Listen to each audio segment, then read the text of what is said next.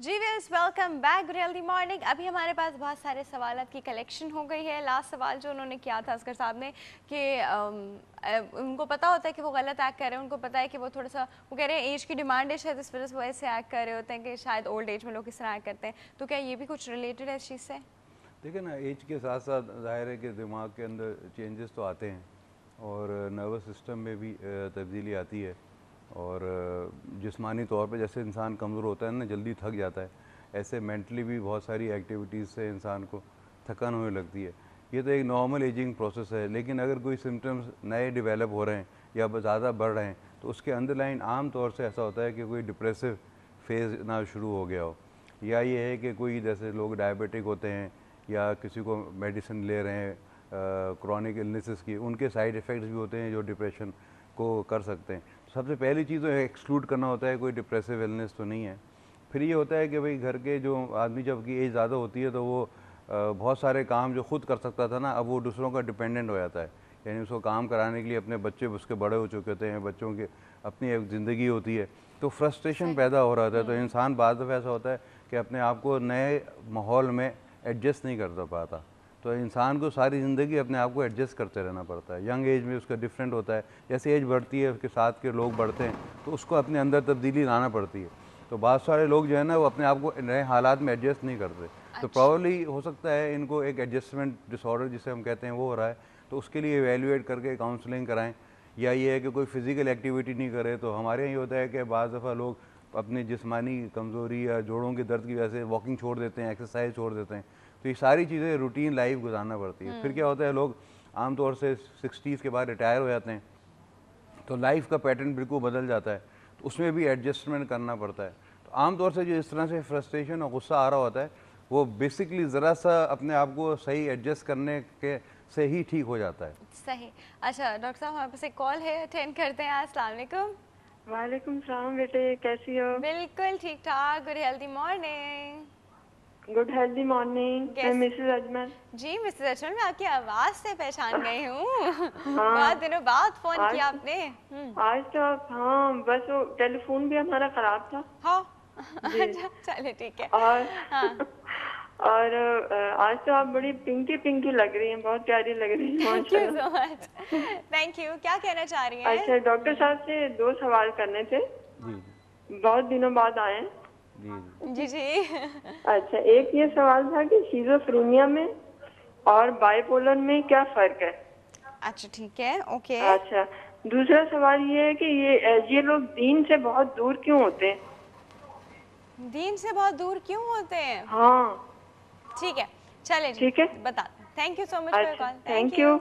Doctor साहब को सलाम अलैकुम। डॉक्टर साहब को वालेकुम सलाम। वालेकुम चले ठीक अस्सलाम। है, थैंक यू थैंक यू। अच्छा डॉक्टर साहब, वही अभी हम लोग उसके साइनस सिम्टम में बात करने की कोशिश कर रहे थे, तो कुछ एक्सप्लेन देखिए, कीजिए। जैसे इन्होंने ये सवाल किया, ये बहुत आम सवाल है कि शिज़ोफ्रेनिया और बाइपोलर में की सिम्टम्स में फ़र्क है, क्योंकि फ़र्क इसमें इतना ज़्यादा है क्योंकि पूरा मैनेजमेंट डिफरेंट है। इसलिए ये समझना बहुत ज़रूरी होता है। शिज़ोफ्रेनिया की जो बीमारी होती है उसके अंदर सबसे मेन जो सिम्टम होता है वो मरीज़ को आवाज़ें आ रही होती हैं, कंटिन्यूसली ऑडिटरी हेलुसिनेशन सबसे कॉमन चीज़ जो है वो होती हैं, जिसमें गैब से उनको लग रहा होता है कोई बातें कर रहा है या कोई पड़ोसी बातें कर रहा है, मुस्तकिल बातें कर रहा है, उनके ख़िलाफ़ बातें कर रहा है। और बातें बहुत किस्म की होती हैं, बार बार रनिंग कॉमेंट्री होती है, लेकिन आवाज़ें आना मेन होता है और वो परसिस्टेंटली रहता है, मुस्तकिल ज़्यादातर दिन होती है, सारा दिन आती है और महीनों से आ रही होती है। और जैसे बीमारी बढ़ती है तो बाज़ ऐसे होंगे आपको मिलेंगे जो कहेंगे 10-10 साल से आ रही है। और उसके अलावा शक बहुत होने लगता है, आदमी हर एक पे शक करने लगता है, उसको अपने रिश्तेदारों पे शक होता है, मोहल्ले वालों में शक होता है, टीवी पे उसको लगता है कि मेरे ख़िलाफ़ कम बातें हो रही हैं, मेरे ख़िलाफ़ प्लानिंग हो रही है। फिर उसको ऐसे लगता है कि भाई फोर्सेस जो हैं के ख़िलाफ़ कार्रवाइयाँ कर रही हैं, यानी उसको शक की अलामतें बेइंतहा होती हैं। ये दो ऐसी चीज़ें हैं जो आम लोगों को नज़र आती। ये बिल्कुल मैं नॉन मेडिकल टर्मिनोलॉजी में बता रहा हूँ ताकि पब्लिक को समझ में आए। बाइपोलर बिल्कुल एक दूसरी बीमारी है, उसके अंदर एक उदासी मायूसी का फेज़ आता है जिसमें आदमी भी किसी काम करता नहीं है, सारे वक्त बैठा रहता है और उसको रोता रहता है, उसको रात को नींद नहीं आती, सुबह ही सुबह उठ के उसका दिल चाहता है ख़ुदकुशी कर लूँ, किसी काम में उसका दिल नहीं लग रहा होता है और उसकी भूख कम होती है, बाज़ वज़न कम होने लगता है। चंद मरीज़ होते हैं जिनका वज़न बढ़ता है या नींद बढ़ती है, लेकिन आमतौर से ये होता है। फिर उसके अलावा उनको बाद बार शक इतनी ज़्यादा तक होने लगती है कि उसको लगता है कि मेरी छोटी गलती पर मुझे बेइंतहा बड़ी सज़ा मिलेगी, मुझे जेल हो जाएगी क्योंकि मैंने टैक्स थोड़ा सा अदा नहीं किया, या मैं ज़रा सा दीन में कम नमाज़ पढ़ रहा हूँ तो मैं 100% दोज़ख में जाऊँगा, अब मैं बहुत बुरा इंसान हूँ, औरतें फील करती हैं मैं बहुत बुरी माँ हूँ। ये सारी चीज़ें जमा होने लगती हैं डिप्रेशन में। मैनिक फेज़ उसको उल्टा होता है। मैनिक फेज़ में ये होता है कि इंसान ये समझने लगता है कि मैं बहुत ही काबिल हूँ, बहुत ही खुश रहता है, हर बात पे उसको खुशी महसूस हो रही होती है, और जिसे कहते हैं कि बहुत ज़्यादा फजूल खर्ची करने लगता है, दिमाग बहुत तेज़ी से चल रहा होता है, बेइंतहा बातें कर रहे होते हैं और फ्लाइट ऑफ आइडियाज़ होते हैं, कभी इधर की बात की कभी इधर की बात की। आपको लगेगा फ़ौरन कि ये बिल्कुल ऐसी बातें कर रहा है कि आप इसको फॉलो नहीं कर सकते, लेकिन कनेक्शन ज़रूर मिलता है। तो ये परसिस्टेंटली तेज़ी आना शुरू हो जाती है।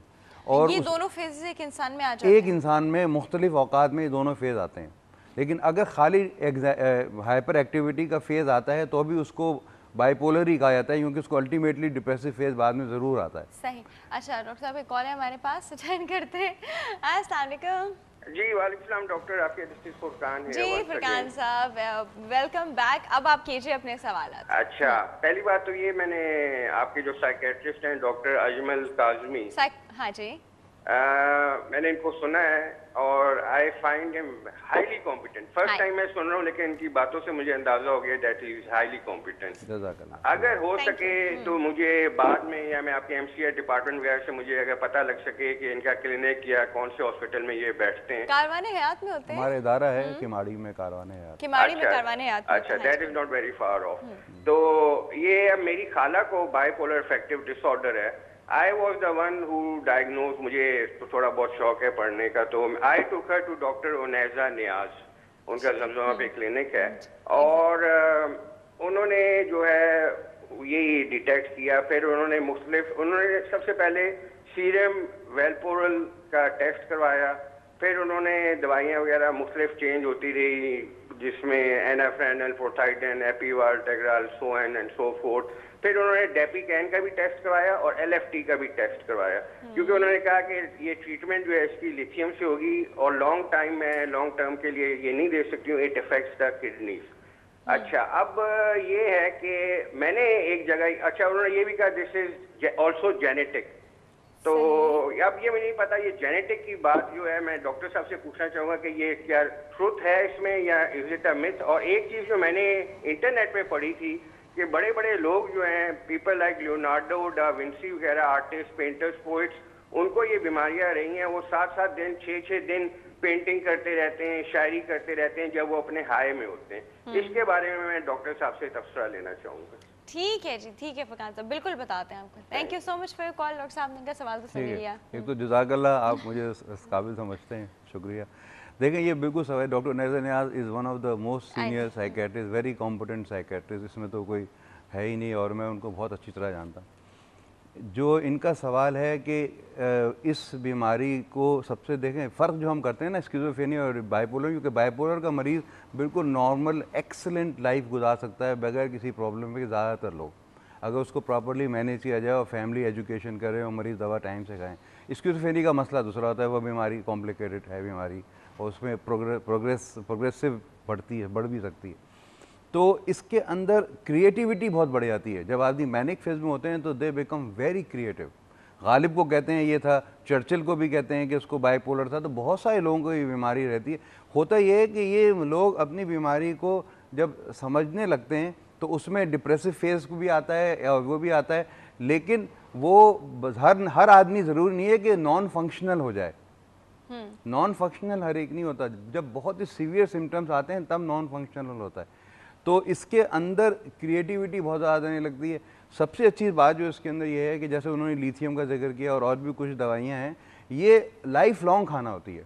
अच्छा। अगर जो लोग ये समझ जाते हैं कि ये बीमारी ऐसी है कि जिसे हमें इलाज, जैसे डायबिटीज़ है, हाइपरटेंसिव है, बहुत सी बीमारी ऐसी है जिनकी आपको मेडिसिन हमेशा खाना पड़ती है, तो वो मेडिसिन मुस्तकिल खाना पड़ती है। और जब आप मेडिसिन खाना करते हैं तो आपके thyroid function test, kidney function test, ये सारे मॉनिटर करना पड़ते हैं, लेकिन साइड इफ़ेक्ट बहुत कम लोगों को होते हैं।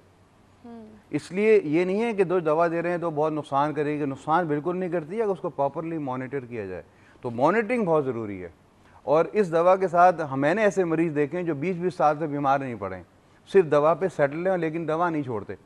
तो कंटिन्यूटी ऑफ मेडिकेशन है, और इस बीमारी के अंदर कॉग्निटिव फंक्शन डिटोरेट नहीं करता, आईक्यू फर्स्ट क्लास रहता है। कोई ज़हीन इंसान को अगर ये बीमारी है तो जब वो बीमारी का हल्का सा मैनिक फेज आएगा तो उसकी क्रिएटिविटी इतनी बढ़ जाएगी। अगर कोई प्रोग्राम्स कर रहा है, अगर कोई राइटर है तो वो इतनी चीज़ें लिख सकता है जो उसका, क्योंकि दिमाग समझ लें ऐसा होता है जैसे किसी के ना ये बल्ब जल रहा है ना, इसके आप वोल्टेज को डबल कर दें तो रोशनी वक्ती तौर पे तो बेइंतहा बढ़ जाएगी, लेकिन अगर डबल ही रहेगा तो ये फ्यूज़ हो जाएगा थोड़े दिनों बाद।